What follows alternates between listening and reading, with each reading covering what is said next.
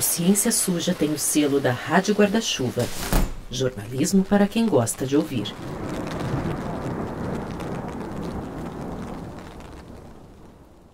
Oi, gente, aqui é a Chloé Pinheiro, diretamente de Belém. O Ciência Suja está aqui na COP30, o maior evento sobre mudanças climáticas do mundo, e que, sem exagero nenhum, é onde os representantes dos governos de diversos países estão negociando o futuro, nosso futuro enquanto espécie nesse planeta. E a gente está aqui para ver como a ciência e a desinformação estão sendo discutidas no evento e nos seus bastidores. A COP, só para dar uma explicada rápida, é a sigla para Conferência entre as Partes. É uma reunião anual de centenas de países que assinam uma convenção da ONU sobre o assunto. O evento todo tem uma pegada mais política, diplomática do que científica. Até porque o objetivo maior é fazer negociações que culminem em impactos multilaterais de contenção dos efeitos das mudanças climáticas. Mas a ideia esse ano é que a ciência esteja no centro do palco. Afinal, é dela que vêm as evidências de que o clima mudou mesmo, e é ela quem pode apontar as soluções com mais potencial de impacto. Como disse a CEO da COP, a Ana Toni, a ciência deve guiar nosso caminho a um planeta habitável. A COP30 será a COP da verdade, onde evidência, integridade e cooperação moldarão cada decisão pelo futuro da humanidade. Mas será que está sendo bem assim? O que a gente vê mais é muita ação de lobista para empacar negociações, especialmente sobre o fim do uso de combustíveis fósseis, e bastante greenwashing de empresas, a famosa maquiagem verde, feita por empresas que são parte do problema, mas que se vendem como a solução para ele. Oi, pessoal, meu nome é Meg Rodrigues, eu sou repórter e apresentadora do Ciência Suja, e como a Chloé estava dizendo, nessa COP tem muita coisa em jogo. E a ciência está no centro desse debate. Tem uma tentativa de ouvir mais a ciência nessa COP. Como presidente da COP, o André Correia do Lago mesmo já mencionou várias vezes. E pela primeira vez a gente tem um pavilhão dedicado às ciências planetárias, aqui em Belém. E ele é liderado por dois dos principais cientistas da área. O Carlos Nobre, um climatólogo brasileiro muito reconhecido, e o Johan Hagström, que é o pesquisador que criou o conceito de limites planetários. Eles até elaboraram um documento encomendado pela presidência da COP para nortear as negociações. Mas e aí, será que realmente a ciência está sendo escutada no evento? É isso que a gente vai conversar e vai abordar aqui no nosso MesaCast. E para isso a gente trouxe duas cientistas que estão acompanhando tudo isso muito de perto. A Marina Hirota, que é matemática, pesquisa resiliência da Amazônia e é vinculada ao Instituto Serra Pilheira. Oi, Marina, bom dia. Oi, Meg, oi, Chloé, oi, Regina. Tudo bem, gente? É um prazer estar aqui, muito obrigada por ter me convidado. Vai ser super legal conversar sobre isso com vocês. Obrigada. E a gente também tem a Regina Rodrigues, que é professora da Universidade Federal de Santa Catarina e coordena a subrede de desastres naturais da Rede Nacional de Mudanças Climáticas, a Rede Clima. E ela é uma das autoras do próximo relatório do IPCC. E só dando uma explicada aqui para vocês, gente, o IPCC é o painel intergovernamental de mudanças climáticas. É uma força-tarefa gigantesca que avalia toneladas de evidências científicas e produz relatórios com o que há de mais consolidado sobre mudança climática.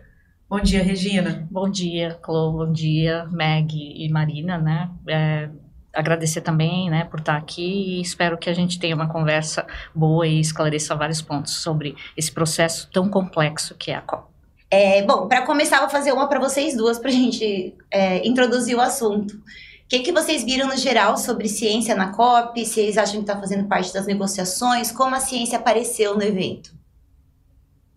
Quer começar, Regina? Então, eu já participo da COP desde Glasgow, né, de 26, né, e é mais ou menos a mesma coisa, né, a gente tem alguns diferenciais na COP do Brasil, realmente a presidência está colocando, né, na pauta, teve a criação de um novo pavilhão, né, da ciência planetária, a primeira vez realmente, mas mas o meu entendimento do processo é que toda a parte científica e de negociação é definida antes, no substa, e não agora. Então, isso é importante, essa atenção e a discussão na mídia, né, porque aí é onde todo mundo foca atenção, tanto a mídia, outros setores e a própria sociedade. Então, é mais com esse intuito, eu acho, que é mais esse objetivo do que realmente ter um impacto nas negociações. Porque as pautas são definidas no substa em Bonn, em junho, né, que é um corpo subsidiário, né, né, que substa Subsidiary Body for Scientific and Technological Advice, e é ele que faz a ponte entre a ciência e os documentos e as negociações. Inclusive, ele que pede para o IPCC, ele trabalha junto com o IPCC e pede, olha, a gente precisa de um relatório especial sobre carbono e remoção de carbono, que foi o que eles fizeram agora, aí o IPCC vai fazer um relatório especial sobre isso. Ele que pediu o relatório especial sobre oceanos e criosfera, e o de terra no ciclo 6, que agora nós estamos no ciclo 7. Então, o que é a necessidade de informação para as negociações, aí esse substa pede para o IPCC, trabalha junto, o IPCC monta, e isso aí, essa é a maneira como interfere. Então, o que está ocorrendo agora na COP, nos pavilhões de ciência e tal, na verdade, não tem uma interferência muito grande na negociação, porque os textos já estão, né, é mais uma pressão popular mesmo e de divulgação. Legal. Então, é a primeira vez que eu venho para a COP, né? Acho que diferente da Regina, eu sigo isso pela primeira vez aqui. E o que eu vejo, assim, eu acho que tem toda essa parte que eu ainda não participei, que a Regina falou em Bonn e tal, eu sempre acompanho de longe. O que eu observo, né, e vivenciei é justamente o que a Regina falou da presidência da COP, né? Dessa vontade que eles têm de colocar a ciência, pelo menos, em discussão aqui no pavilhão. E não só isso, através de um comitê, tem vários comitês assessores, né? E aí eu participei de um que é o científico, para criar uma narrativa daquilo que... Então foram vários pesquisadores, somos 11 pesquisadores, né? Liderados pela Thelma Krug. E a ideia é que a gente discutisse vários pontos e colocasse isso numa narrativa para que isso fosse levado para o embaixador. Então, de fato, mesmo com a agenda e com todos os pontos definidos, eu acho que o que eu sinto é que, pelo menos, a ciência está dentro dos planos de uma presidência da COP, e talvez isso já tenha acontecido antes, mas não em termos do pavilhão, né? Então, eu acho que existe... pelo menos essa vontade da presidência, e eu fico feliz por isso estar acontecendo aqui no Brasil, de qualquer forma. Mas acho que, de fato, Regina tem razão, isso já vem acontecendo. Certo. E ainda sobre o IPCC, né, Regina, como é que a ciência sai de um paper científico ou de um relatório do IPCC e entra nos planos nacionais de clima ou nos planos nacionais de adaptação dos países e toma espaço nas decisões e no processo que acontece nas COPs? Então, uma parte eu já disse, que esse eu acho que é o principal, é essa ligação com o substa, né? Então, aí, praticamente a COP e as documentações têm que ser baseado na ciência no sentido, por exemplo, as metas zero, né, o net zero, tudo isso tem que ser baseado no ciclo do carbono, quanto que a gente está emitindo, quanto que as fontes,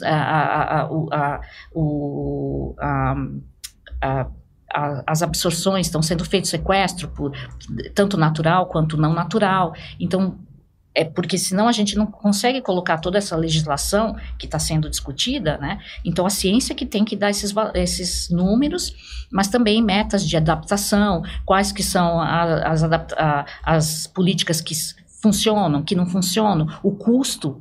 Então, inclusive, o custo, porque a gente tem todo, por exemplo, o fundo de perdas e danos tem uma estimativa que precisa de 1 trilhão. Da onde que vem esse valor? É da ciência que faz a estimativa dos custos que os eventos extremos e desastres vão causar. Então, tudo isso vem da ciência e é abastecido principalmente pelo IPCC, né? Que aí a gente tem um capítulo que é a base científica, que é a parte física, mas aí tem um que é mais focado na adaptação e outro na mitigação. E aí os cientistas fazem essa revisão, né? E esses ciclos só que demoram muito, né? 7 anos. Então, vários pesquisadores têm feito, por conta própria, iniciativa, papers, artigos revisando, principalmente do ciclo do carbono e do imbalanço de energia no sistema, todo ano, para ter uma coisa atualizada, porque a gente não pode esperar, com o aceleramento das mudanças climáticas, a gente pode esperar 7 anos para fazer isso, né? Então, tem esse aspecto, e nacionalmente, aí varia muito de país para país, mas, por exemplo, no Brasil, que eu vejo, que entra no plano de adaptação, os ministérios que elaboram isso sempre chamam cientistas para ajudar.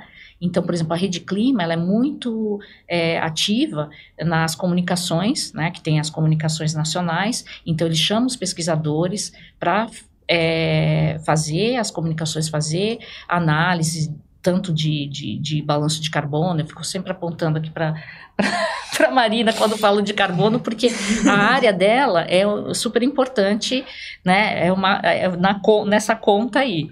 Né? Então, né, ela sempre tem que estar envolvida nisso.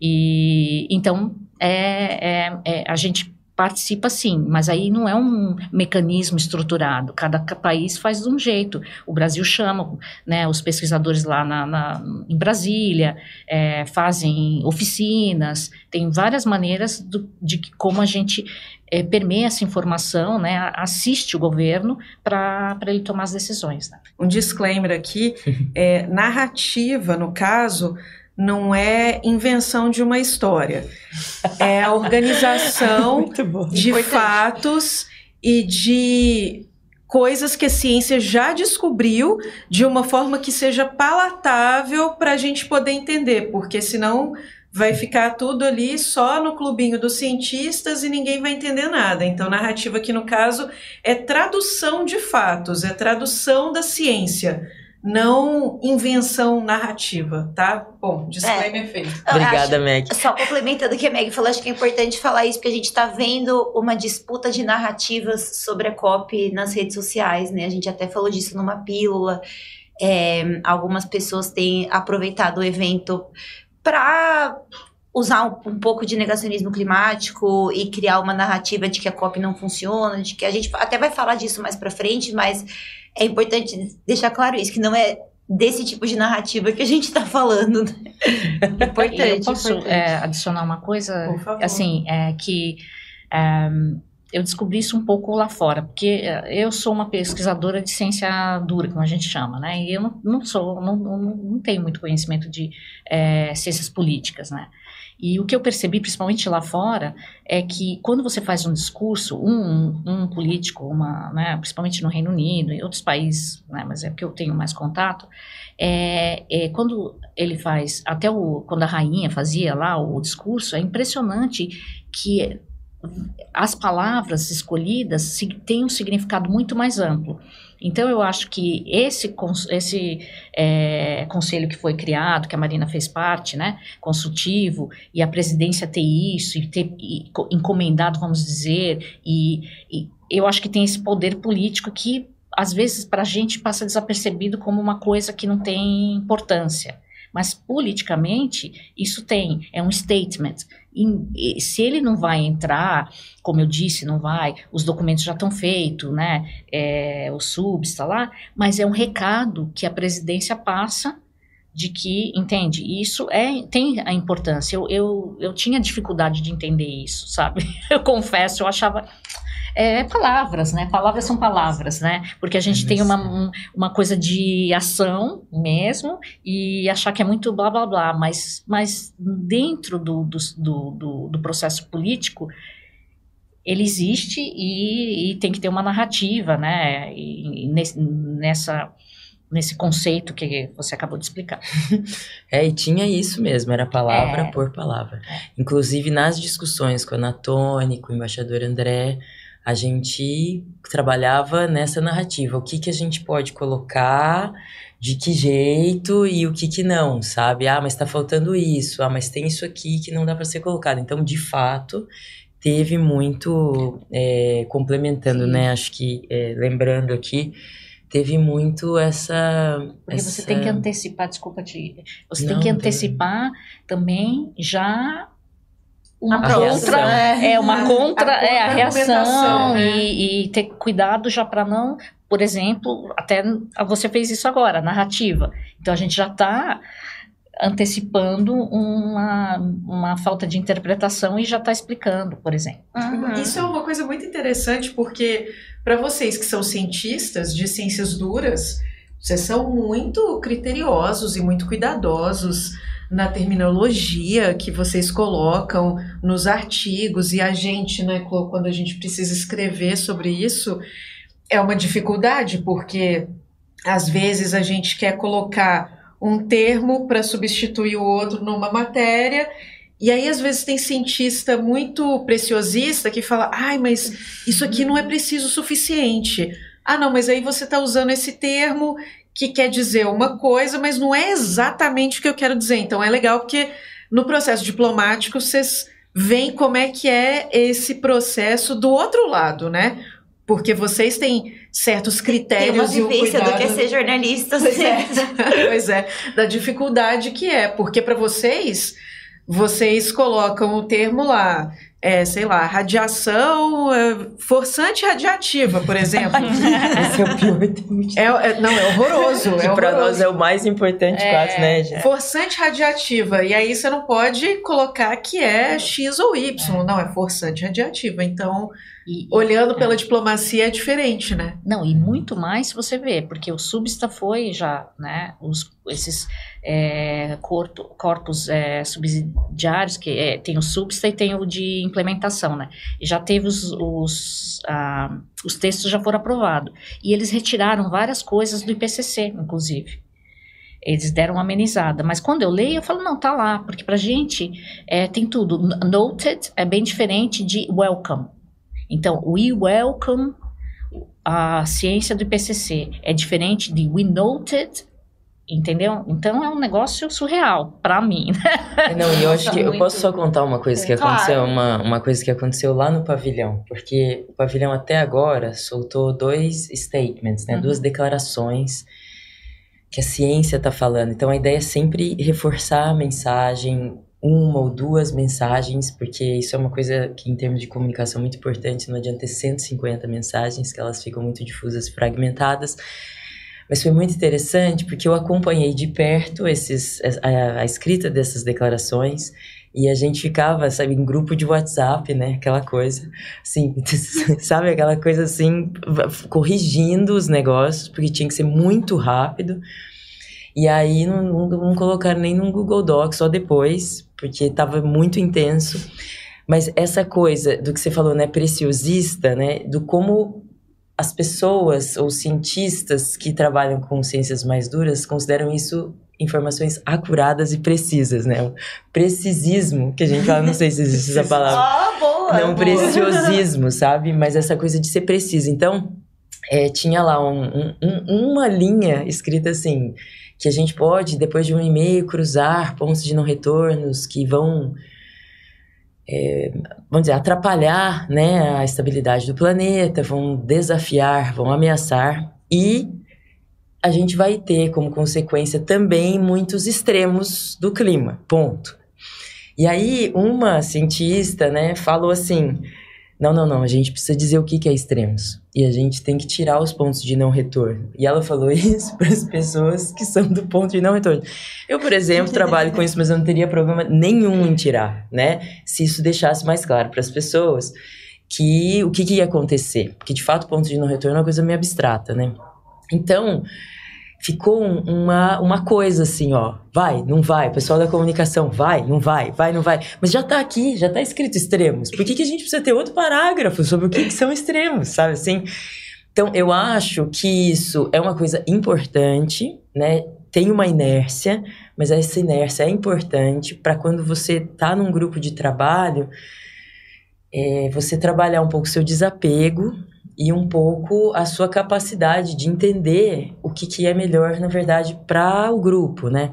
Então, só para colocar que isso de fato acontece em grupos, não necessariamente de outros países que têm esse preciosismo de tirar determinadas informações ou certas nuances, mas às vezes no mesmo grupo que envolve não só cientistas, mas pessoas da comunicação que precisam comunicar essa mensagem, precisam colocar lá, né? Então, eu acho que só para pontuar isso, que às vezes é uma loucura. Muito bom ver esse bastidorzinho, né? Como se a gente estivesse espiando vocês discutindo sobre o assunto. Bem legal. Uma guerra, vira uma guerra. No mesmo grupo. O que vocês destacam como as frustrações de vocês como cientistas participando de uma COP? Nossa. Sim. Pode ir, mas eu tenho uma pergunta. Não pode começar. Ela nem tem, né? Então, é tanta coisa que não cabe. Aí eu vou quebrar, porque eu acho que eu acompanhei, eu já passei por essa frustração, já achei que o mecanismo estava quebrado, né? E agora eu estou numa posição que eu sou mais otimista e eu confio nele.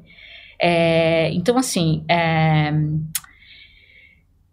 a gente conversou um pouco antes disso, que o problema do mecanismo da COP é maior porque é das Nações Unidas, é uma regra das Nações Unidas, que é o que faz, acho que, emperrar muito, é que tem que ser unanimidade, tudo tem que ser aprovado por unanimidade, né? E a COP, como está dentro das regras, também, e isso te dificulta, porque você tem um país que não queira, e a gente sabe qual é ele, já até comentei, mas posso comentar novamente, mas não é só ele, né? Mas ele é o principal, emperra. E aí ele diz não e não. E por isso que depois de não sei quantas COPs, a gente ainda não tem no texto, né? Quer dizer, não tinha petróleo ou combustíveis fósseis no petróleo. Mas o que eu quero dizer é que, então, isso requer uma reforma, mas é uma reforma que teria que se reformar as regras das Nações Unidas. E isso aí iria interferir também nas decisões de guerras e etc., que é um negócio do Conselho das Nações Unidas, que é um negócio que realmente eu não vejo isso acontecendo tão cedo, né? Mas o que eu queria dizer é que tem progresso, ela funciona. O mecanismo não funciona no passo que a gente queria, tão rápido, mas eu vou dar uns números que vai mostrar para vocês, eu acho que vai convencer, que me convence. E isso foi também feito, uma avaliação por cientistas que fizeram isso, né? E então, se a gente olhar, né, com os NDCs hoje, as contribuições nacionais, né, determinadas, e as metas, né, propostas de net zero, né, zero, lá, a gente está no aquecimento, a estimativa, né, é de 2,6, né? Então, não funcionou porque, se a gente pensar, não está em 1,5, que é o Acordo de Paris. Então, nós estamos ainda, né, com projeções de, se a gente continuar nesse caminho, a gente vai chegar a 2,6 de aquecimento global, referente ao período pré-industrial. Mas há 10 anos atrás, antes do Acordo de Paris, se a gente tivesse naquele caminho, a projeção seria de 3,6. E quando o processo começou há 20 anos atrás, a gente estaria de 4 a 5. Então, a gente estaria de 4 a 5. Se não fosse todas essas COPs, a gente baixou de 4 a 5 para 2,6. Então, para mim, isso é considerável, não é o ideal. Lógico que a gente queria ficar no 1,5, certo? Né? É isso que é o acordo, então, mas ele está mais lento do que a gente gostaria, mas ele funciona. Se não tivesse tido isso, a gente estaria muito pior. Então eu acho que e eu acho que a mídia repete isso, começa a repetir mas tem uma propaganda aí para desacreditar no processo. E a gente não deveria entrar nessa, né? Eu acho que a gente tem... E aí a ciência mostrou, fez as contas e mostra que tem, né? E não está sendo rápida por causa desses países que provavelmente estão, por outro lado, tentando desacreditar do processo. Então, eu sou mais otimista hoje nesse aspecto, eu acho que funciona, né? E só que né, não no passo que a gente queria, mas assim, largar ele, né? Ou ser muito crítico, entende? Então, por exemplo, né? Aí acabam, no caso da COP, então há muita crítica na organização, mas às vezes perde o ponto do suprassumo, né, que tem problemas de logística. Tudo bem, teve, mas assim, o sucesso não vai ser a logística, é o que vai ser discutido e o que vai ser avançado, né? Então tem eu acho que muita propaganda negativa sobre o processo, que não é verdade, né? Então quando você olha os números, e a ciência, ela mostra que a gente teve avanço considerável, porque no próprio IPCC, só para terminar e não me estender mais, cada 10º de grau faz a diferença. Né? Então de 5 para 2,6 é uma diferença grande. Se você olhar o risco de extremos, com cada 10º, os corais, que é o primeiro sistema que talvez vá tipar, né, como a gente diz, que vai atingir um ponto de não retorno, né, que já tem uma previsão para isso, está muito mais perto do que até a floresta, então cada 10º funciona, né, e aí eu acho que a gente teve avanço. O que você acha? Para mim, é que eu ainda não debuguei, né, assim, entendeu? Eu não fiz um debriefing da COP, mas pra mim não deu tempo de frustrar ainda, porque... Por isso que eu fiz assim aquela hora, porque eu não sei, eu não tive, assim, grandes frustrações. Eu acho que, eu penso que cada pessoa tem o seu papel em fazer o que faz melhor para o que tá acontecendo, né? E pra mim é a ciência. Então... vir aqui, né, porque tem tudo isso, sabe, você deixa pra trás um montão de coisa pra estar aqui, então eu não deu tempo de eu me frustrar, eu tô o tempo todo pensando em coisas que possam ser feitas para que de fato aconteça alguma mudança, nem que seja de comportamento, assim, sabe, porque aqui essa popularização que eu tive a oportunidade, assim, de fazer e de participar, inclusive estar aqui hoje, né, eu acho que já é muito importante, porque a gente está falando de níveis de governança que estão lá em cima, mas no final das contas, todo o resto dos 8 bilhões de pessoas quase que temos no planeta, às vezes nem sabe o que é 1,5 grau. Então aqui as pessoas em Belém trabalhando por uma coisa que não necessariamente elas sabiam para que servia, a Conferência das Partes, tudo isso. Então eu acho que até aproveitando essa junção, né, entre comunicação e ciência, sabe? Eu acho que isso a gente também dá passos, né? Assim, complementando o que a Regina falou super bem já, do que a gente está avançando, né? Mas também avançar em outras frentes, sabe? Então, para mim, eu falei assim, não, tudo bem, eu tô acabada, eu tô destruída, mas vamos lá, porque é isso, né? É o que a gente consegue fazer, até onde a gente consegue chegar e atingir isso, aproveitar a COP em Belém, não para propagar desinformação, mas propagar informação de qualidade e tudo mais, sabe? Porque eu acho que isso, no final das contas, acaba escalonando da população depois, né? E passando para frente. Então, apesar de que a gente não chega lá na mesa de negociação, a gente tem a oportunidade de espalhar informação, sabe? De uma forma eficiente ou mais eficiente possível, que eu tô aprendendo também. Mas eu acho que é isso, eu acho que ainda não deu tempo de me frustrar. Eu acho que ainda, eu tô aí, né? Otimista, então eu acho que eu vou despencar dentro do avião quando eu sair do estúdio. Mas é isso. Eu acho muito curioso, assim, eu vim da saúde, eu cubro meio ambiente faz pouco tempo, assim, desde a COP28, e a Meg me ensina muito também, ela tá bem mais esperta, talvez ela possa dar a opinião dela também sobre isso, Mas quanto mais eu converso com cientistas, mais parece que a gente fica mais otimista, assim, porque você vê tanta, apesar de a gente ter um cenário pessimista, a gente escuta vocês e vê tanta coisa acontecendo, tanta movimentação, que é isso.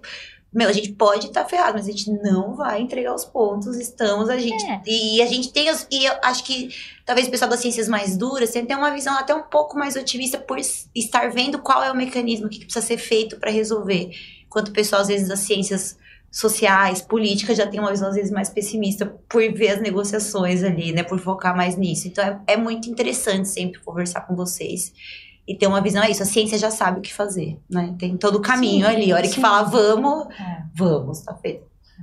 Caminhos possíveis, né? Acho que a gente precisa isso, integrar com outras ciências, com toda a parte diplomática. Por exemplo, esse negócio que a Marina comentou, né, meu cunhado... Ele falou assim, você vai estar na Blue Zone. Aí eu me espantei, porque assim, agora ele sabe o que é Blue Zone. Legal. Né? Totalmente fora. Aí eu achei ótimo. Ele você já está na Blue Zone. Aí eu achei lindo aquilo, entendeu? Pois né? É isso. Entende? Então agora a gente se apropriou disso. Então acho que só isso já é válido. Né? E acho que tem muito a ver com, no final, qual é a função das COPs. Porque isso aqui não é um encontro em que todo mundo vem para trocar cartão e se abraçar uma vez por ano. A gente está falando de coisas muito sérias. A gente está tentando resolver apenas a sobrevivência da humanidade. Porque quando se fala de salvar o planeta, não é salvar o planeta, gente. O planeta já passou por 4 extinções, já teve... Enfim, vidas, espécies que foram e vieram, e o planeta continua aí. E o planeta vai continuar aí até uns 5 bilhões de anos, quando o Sol vai virar uma gigante vermelha, daqui a 5 bilhões.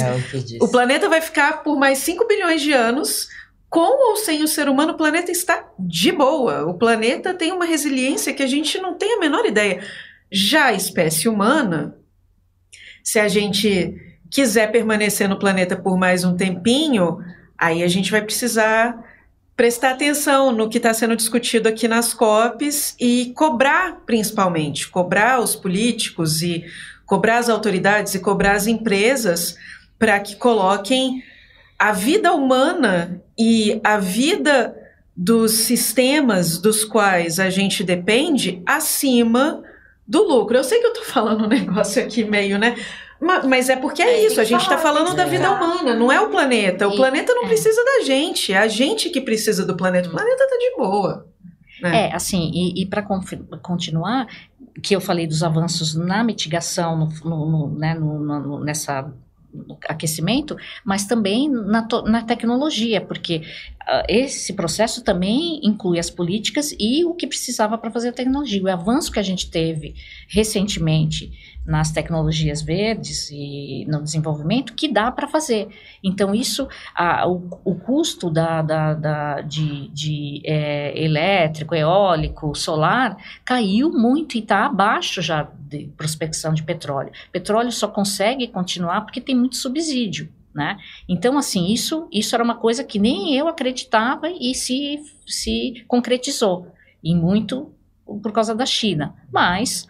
Entende? Então, a gente tem as tecnologias para fazer, e qual que é a alternativa? É não fazer? Então, hoje, a gente tem que ter um cuidado para não ser tão pessimista na nossa fala, e mostrar esses resultados, como, né, vários deles são ruins, realmente, né? Olha, está chegando perto do coral, vai chegar perto da Amazônia, são coisas pessimistas. Mas a gente tem que tentar dizer que, não, vamos lá, por isso que a gente precisa. A ideia é essa, não é para falar, então já foi e agora então a gente, cada um por si, vamos aceitar isso. Porque os negacionistas estão usando isso. Então eu já sou velho o suficiente para... de toda histórica, era assim, primeiro eles negavam que não tinha aquecimento. Aí quando começou a ter todo ano bater recorde, eles não podiam mais negar o aquecimento, eles começaram a negar que o aquecimento era as emissões. Aí quando agora também já está difícil de não coisar, aí eles estão falando, não, realmente vai ferrar e não tem mais o que fazer. Então agora a retórica deles mudou para Então, a gente tem que tomar muito cuidado desse pessimismo, porque gera pessimismo, esse tipo de coisa gera em muitas pessoas inação. Elas ficam paralisadas, né? E aí é isso que eles estão agora trabalhando nessa para paralisar né, essa reação. Então, a gente tem que... É difícil. Tem dias, por exemplo, para mim, assim, principalmente relacionado com a criosfera, com os oceanos, quando a calota oeste antártica lá do oeste começou a derreter, para mim aquilo foi os oceanos ficarem muito quentes do jeito que ficou de 2023, 2024, para mim isso é um sinal muito sério. Então é difícil de eu manter, mas a gente tem que manter e tem que trabalhar. E por falar nisso, né, você estava falando de greenwashing, né, de as pessoas falarem, olha, então primeiro aquecimento global não existe. Ah, não, então agora existe. Então já que existe, não são as emissões humanas, não tem causa humana. Ah, não, o aquecimento global sempre aconteceu. Então, a desinformação, né, que é um tema que a gente trata bastante no Ciência Suja, foi se morfizando, né, foi se modificando ao longo do tempo. O que vocês estão vendo de greenwashing? Qual é a ciência suja da COP? Qual é a ciência suja da COP? Exatamente. Eu acho que eu observo muitas, né? E eu acho que, assim, uma das coisas que mais, para mim, se concentra esse greenwashing é em como se constroem gráficos a partir de dados e como esses dados são mostrados, sabe? Como isso é divulgado, o quão difícil, né? Você olha, você sabe que aquilo tá errado, mas você fala assim, da onde foi que essa criatura tirou esse dado, entende? Então, eu acho que a manipulação de dados é uma das formas que eu vejo que mais movimenta esse mercado todo de greenwashing, assim, da forma que eu vejo, né? Então, a gente vê, inclusive, muita gente na Blue Zone fazendo greenwashing descarado, assim, e... assim, tem muitas empresas, né, vamos dizer, mas eu acho que observar isso é muito importante, porque no começo eu ficava com raiva, eu falava, gente, mas não é possível. Inclusive dentro das salas de negociações, mas isso não necessariamente é greenwashing, mas assim, mostrando dados que para mim, não sei de onde que o povo tira isso, de que a temperatura está caindo, de que o nível do mar não está aumentando e coisas desse tipo. E até você ter grandes empresas que dizem, olha só, eu estou fazendo isso aqui, está melhorando, mas de fato aquilo não está melhorando, né? E então eu acho que tem bastante, gente, assim, mesmo. Eu não sei até o quanto que a gente pode falar, mas assim, tem muito. Essa questão dos dados é bem doida, que a gente tava vendo, tem um negacionista não, né? Um cara que propaga desinformação, colocou um outdoor aqui em Belém, falando que as mortes pelo clima caíram mais de 90% nos últimos 100 anos. E é um dado que depois eu fui pesquisar a origem, ele é muito usado no exterior em inglês, é o mesmo gráfico bonitinho que é usado por todos os argumentos desses caras negacionistas climáticos. Não, gente, mas a morte pelo clima diminuiu, mas, pô, o cara distorce um negócio, né? As pessoas morrem menos de frio, as pessoas têm previsão do tempo, mas as mortes por calor estão aumentando. A minha opinião é que não está tanto na ciência. Dentro da COP, eu acho que não está tanto na ciência, né? É mais difícil o greenwash, ele está nos mecanismos. Então, isso até é um ponto que eu gostaria de dar os parabéns para o governo brasileiro, para a presidência. Então, eu vou explicar um pouco né, a minha... raciocínio, é que a gente sempre se foca muito nas negociações também para mitigação, né? Por exemplo, os fundos, né? E agora o Brasil lançou o TFFF, né? Tropical Forest Forever Fund, e que tem muito também, as pessoas já estão criticando porque é muito parecido com o REDD, que já mostrou várias falhas, né? Então, o mecanismo é onde ocorre. Né? Então, por quê? Porque, principalmente na mídia e às vezes na negociação, a presidência quer emplacar o valor. Para adaptação é o fundo de perdas e danos, né? E aí a mesma coisa, que foi aprovado em Dubai, na COP28, e o montante em Baku, o ano passado, que foi aprovado 300 milhões, quando a estimativa que tinha que ter sei lá, 3 trilhões, era de ordem de trilhões e foi de milhões. E a gente sempre fica nisso. Só que o que a gente não olha, que eu acho que tem que olhar, é o mecanismo, não é só o montante, como que isso vai ser gasto e os mecanismos. Então, o Brasil já lá estabeleceu o roadmap, né? Baku, Belém. E a ideia, e o Brasil, a presidência do Brasil colocou esses roadmaps que daí é para dizer como que isso, porque não adianta também só aprovar um fundo e ficar batalhando lá para quem que vai colocar dinheiro, porque aí tem uma batalha forte, né? Quem que vai colocar o dinheiro? Só países desenvolvidos ou países em desenvolvimento. Aí isso é outro problema da Nações Unidas, são os países. Eles não, essa classificação de low income, mid to low, já está defasada. A China ainda está como mid income country, e aí isso é por aí que vai, quem que tem que pagar e quem que não tem que pagar. E quem, né? Que vai receber. E quem que vai receber. E recentemente, aí eu vou só trazer um negócio só para vocês verem o greenwash. O Guardian, né, e com o Carbon Brief fez uma pesquisa, e os 40 países mais pobres só receberam 1/5 do financiamento. Esse é um problema. A China foi o que mais ganhou financiamento climático, e aí vamos combinar, será que eles precisam, né? O Japão emprestou para a Arábia Saudita está recebendo financiamento climático, né? E outro problema é que nesse empréstimo para os países pobres está sendo feito na forma de empréstimo, e tem que ser grant, doação, porque eles estão se endividando com isso, entende? Então não é só o montante, que aí a gente fica só nessa, né, do valor, mas os mecanismos que ainda estão perpetuando as desigualdades e o colonialismo. A gente está assim caminhando, o nosso tempo está acabando, mas eu tenho mais 2 perguntas aqui, eu acho que a gente consegue encaixar elas na pauta. O Johan Rockström, ele fez uma declaração falando que sem os Estados Unidos o ambiente está muito mais construtivo e que outros países estão levando o desafio a sério, sem indícios de postura negacionista aparecendo nas discussões. Como vocês estão vendo essa ausência dos Estados Unidos? Faz sentido? Pelo que eu entendi, a postura negacionista continua aparecendo, sim, né, ali nas discussões. E o que vocês pensam sobre essa ausência dos Estados Unidos? Marido. Então, eu penso o seguinte, quando os Estados Unidos saem, você tira do cenário um emissor de gases de efeito estufa que aumenta o efeito estufa muito poderoso e que faz muito essa emissão, né?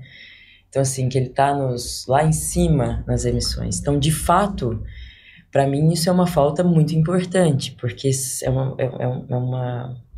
é um país que, em negociando, faz muita diferença, sabe? Se ele apresenta uma NDC, se ele se compromete com os acordos, com as tratativas. Então, para mim, nesse sentido, faz muita diferença. Agora também, se você tem uma delegação que vem para promover desinformação, promover negacionismo e reforçar o caldo dos países que estão, de fato, vamos dizer, atravancando as negociações e fazendo grandes discursos, fazem aparições que só causam ruído, eu acho que, de fato, isso não promove o que se quer fazer, ou, né, uma agenda que foi proposta na COP. Então, eu acho que é um pouco contraditório. Nesse sentido que o Johan falou, eu acho que o engajamento tem que ser maior, né, de outros países, tanto para aprovar ou para não aprovar, mas, por outro lado, a gente tem um dos maiores emissores do planeta, longe das negociações e, portanto, né? Então, nisso eu acho que a gente perde muito. Assim, se eles não entrarem,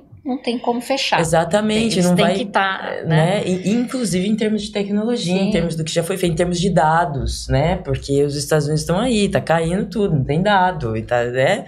E eles também, você tem que pensar aqui no background, eles também fornecem financiamento para muita ciência no mundo todo e para a Organização Meteorológica Mundial, Sim. que mantém os dados, né? Então, por conseguir toda essa cadeia que deriva de financiamento, de informações e de tratativas do ponto de vista diplomático dos Estados Unidos, a gente perde, né? Então, a gente sim perde, para mim.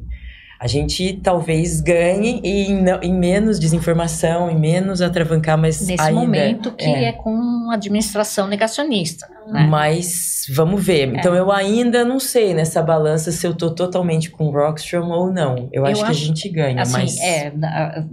né, nessa COP eu acho que é melhor eles não estarem aqui mesmo. Mas quando virar o governo, se virar, né? Vamos torcer muito. Então até nessa COP eu tô com ele. É melhor que eles não tenham. Eu acho que aí era uma coisa que a gente também discutiu um pouco, só rapidamente, eu sei que não... É que eu acho que os países em desenvolvimento, como o Brasil, têm mais coragem.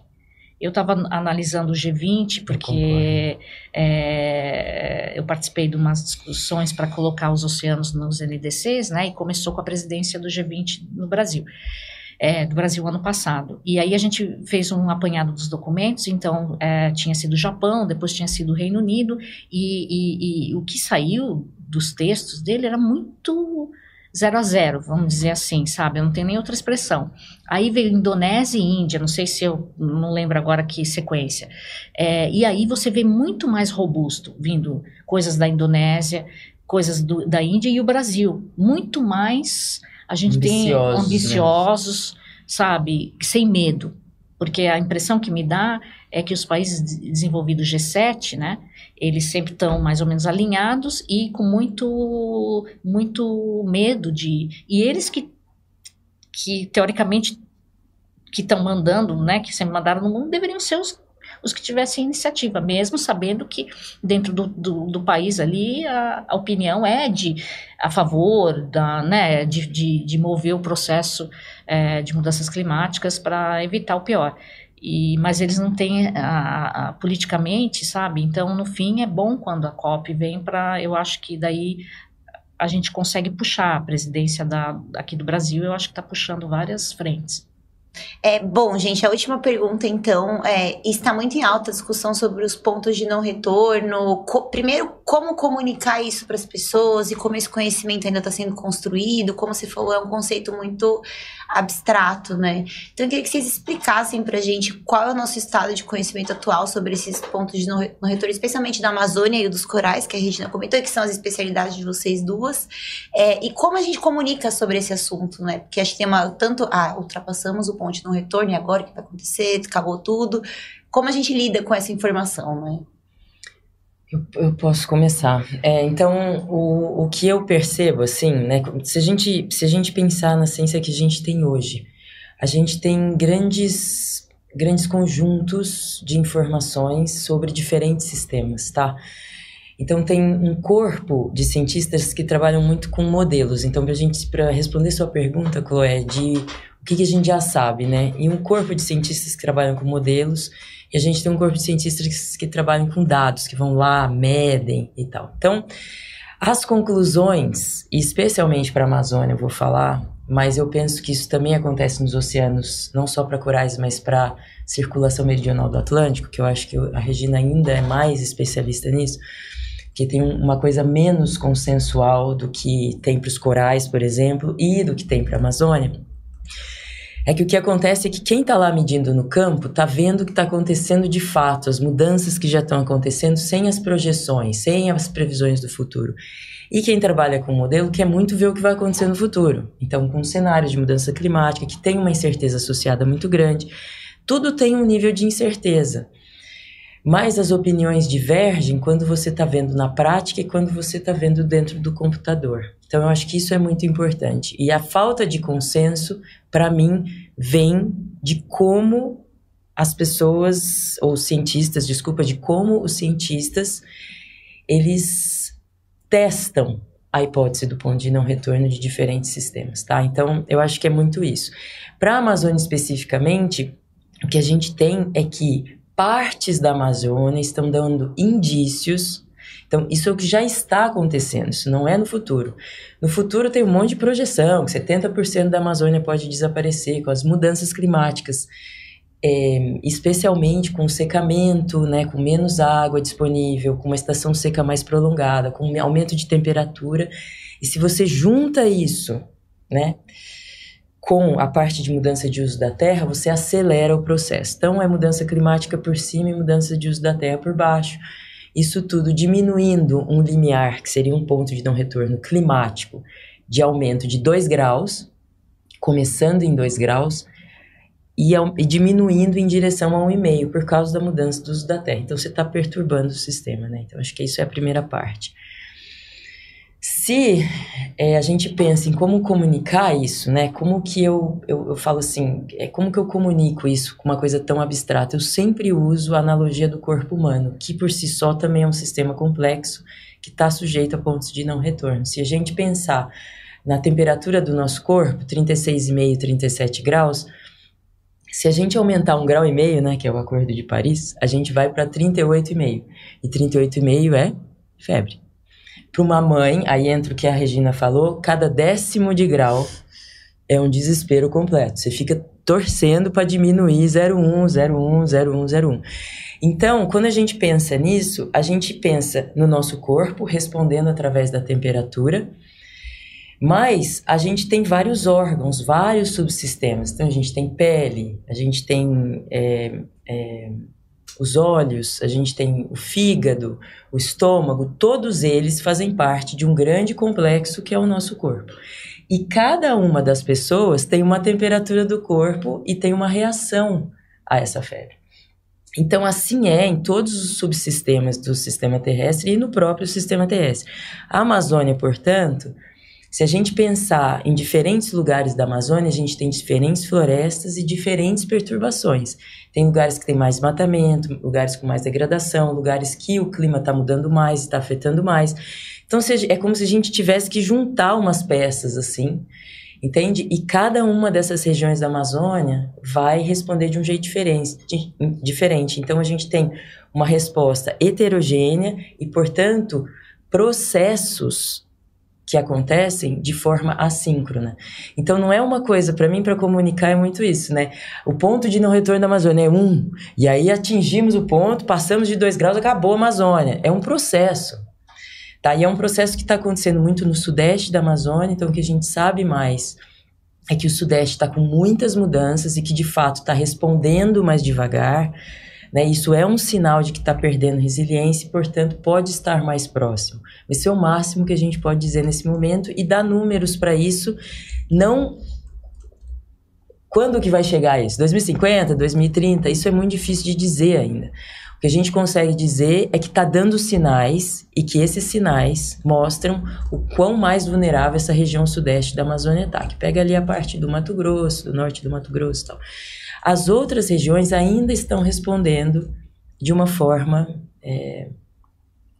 que a gente consegue ver que tem sobrevida, sabe? Que ainda tá tendo uma substituição de espécies, continua floresta e tudo mais. Então, eu acho que é um pouco isso, né? O que a gente pode dizer e como eu normalmente comunico para a gente conseguir ganhar um pouco mais de concretude naquilo que a gente está falando, pensando no nosso próprio corpo, em como cada um dos nossos órgãos reage, e assim é em diferentes regiões da Amazônia, em diferentes sistemas do sistema terrestre. Bom, é bem aquilo, né, de se você está com febre, o que para de funcionar primeiro no corpo, né? Primeiro pode ser, sei lá, o rim, aí depois vai ser, não sei, o pulmão, e vai parando, né? E tá tudo conectado. Tá tudo conectado. Né? E assim, e você não quer passar de 40. Porque daí você sabe que é meio catastrófico. Sabe, né? Na verdade, isso pode acontecer qualquer coisa. E aí é mais ou menos isso que a gente está tendo, né? A gente quer ficar num limiar que a gente pelo menos sabe que dali... Está controlado. Está mais controlado, tá mais o damage está controlado, né? Mas... não sei se vocês querem que eu fale um pouquinho de oceano, já está... Eu acho que sim, é importante complementar com a sua resposta, sim.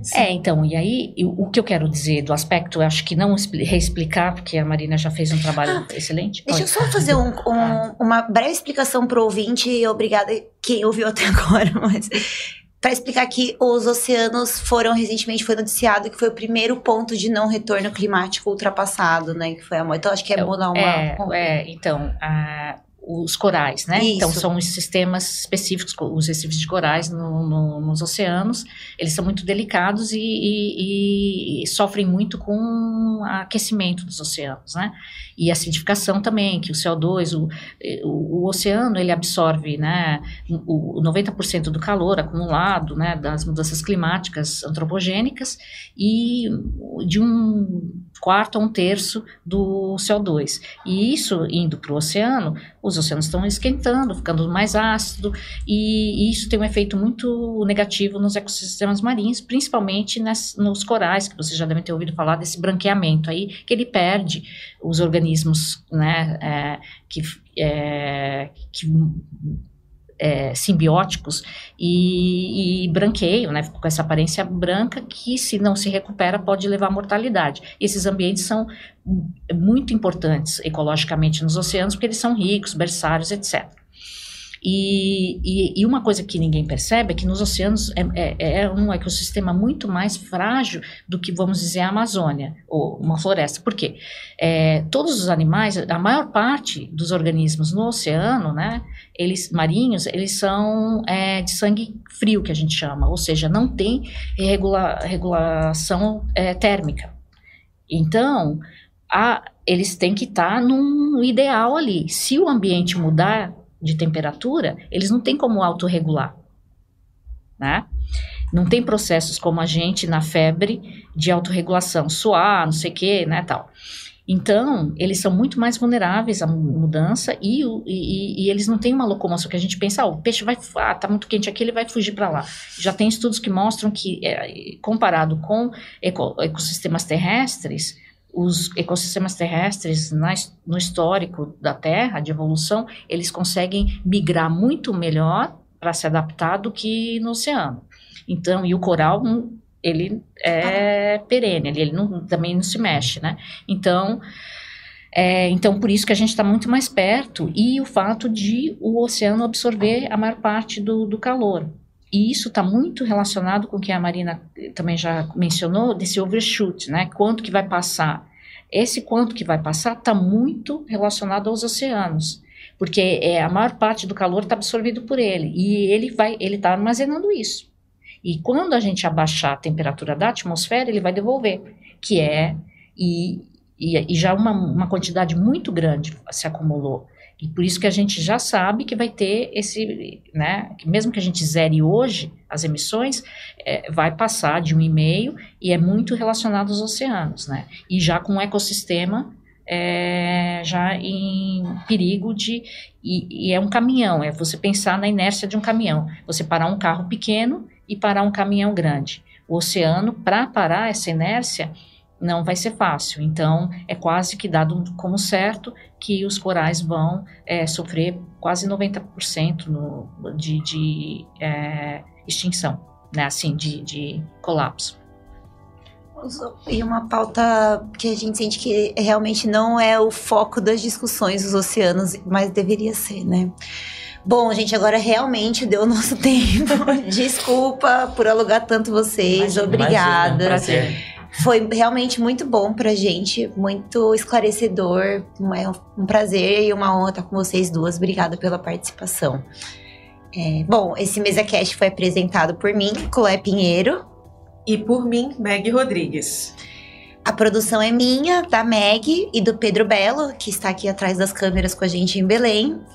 A edição do texto foi feita pelo Telro Preste e a edição de áudio e vídeo ficou por conta do Felipe Barbosa.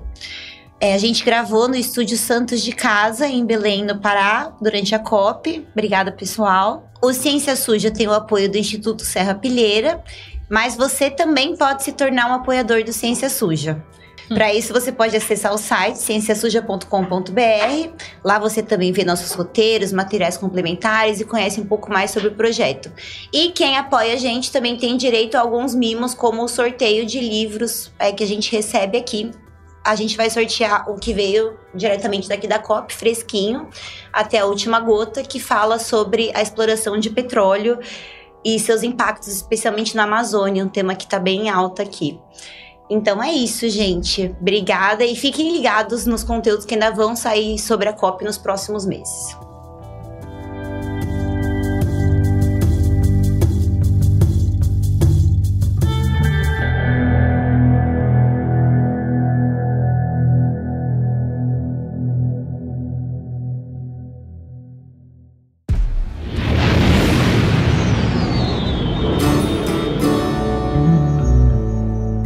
9 reportagens.